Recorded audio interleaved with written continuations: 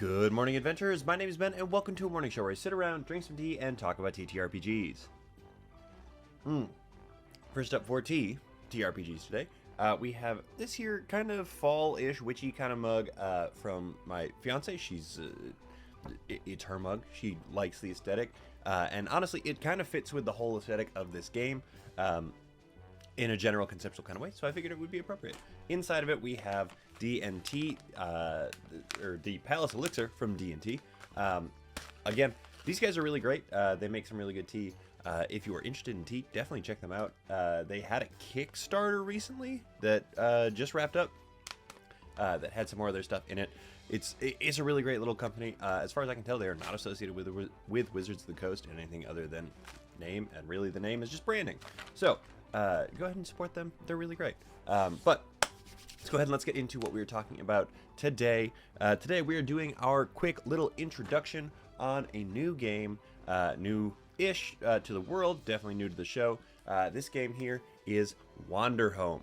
This is a TTRPG, obviously, that was published in 2021 by, written by J Dragon.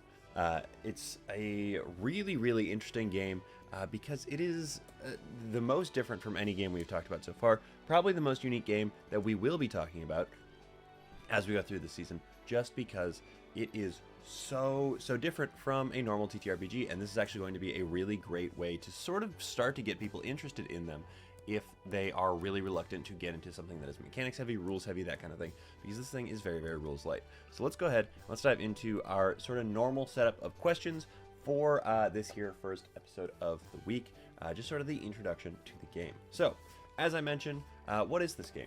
This is a excessively rules light TTRPG.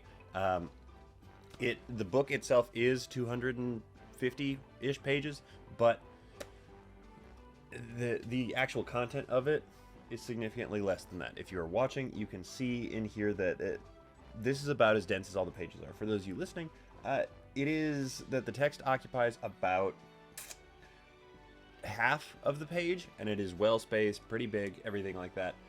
The layout of this book in its entirety is sort of built to be easy to read, easy to consume, not particularly overwhelming, which is sort of the entire vibe of this game.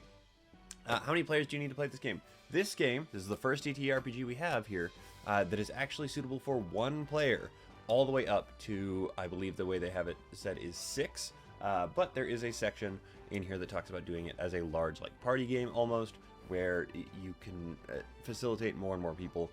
It just becomes a little bit more difficult as you add more people. But this recommended is between 1 and 6 players. What roles do those players fill in this game? Again, another first for us here. You do not necessarily have to have a GM or a guide or whatever you want to call it for this game. In this game, they are called guides, but it is actually built so that you do not need to have anybody who is sitting in the driver's seat of the story. It is built around the idea of having this sort of collaborative effort in the storytelling, something that is going to basically let you just kind of keep the story moving by jumping back and forth, letting different people take the reins as the story progresses, and really sort of let you flesh out the world, because that is what this entire game is about. How hard is this game to learn to play? This game is excessively easy to learn to play.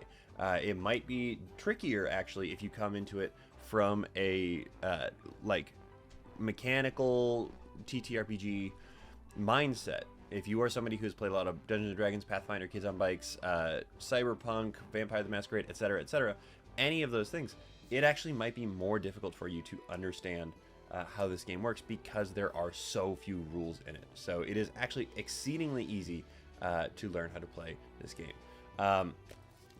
Where can you find the rules for how to play this? As far as I can tell, the only real source for this game, or the only real resource for this game, is this book. You can order the book online, or you can go ahead and get a PDF copy of it on the internet somewhere.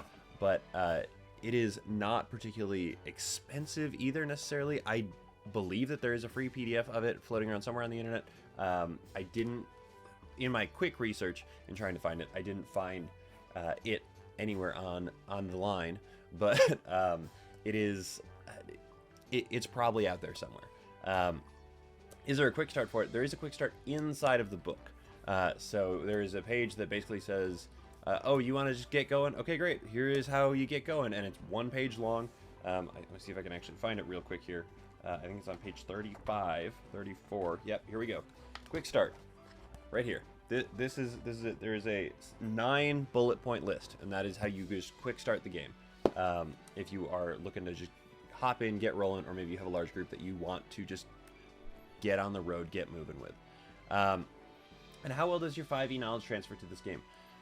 Again, the general understanding of how TTRPGs work is going to be the most helpful thing to you. However, this, as I mentioned, is so drastically different from 5th edition that you are not really going to have a whole lot of transferable knowledge, because it is so exceedingly rules light and it is so not a combat engine. There isn't a whole lot from 5e that transfers. You can go ahead and you can build some like character concepts that you could port between the two games, but this is not a game that is built around combat and rolling dice as 5e is built.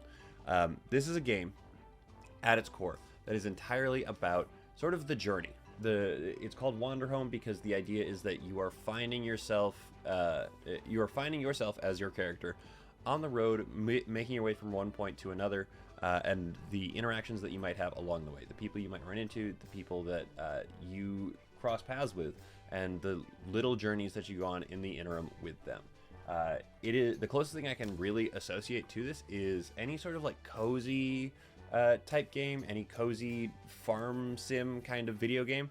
That is the general aesthetic and vibe you're going to get out of Wanderhome, which is really, really cool and interesting that they actually managed to capture that. This book has like wild praise from across the TTRPG community, including people like Avery Adler, who did the Buried Without Ceremony stuff. They wrote Monster Hearts, etc., which I will talk about during the season.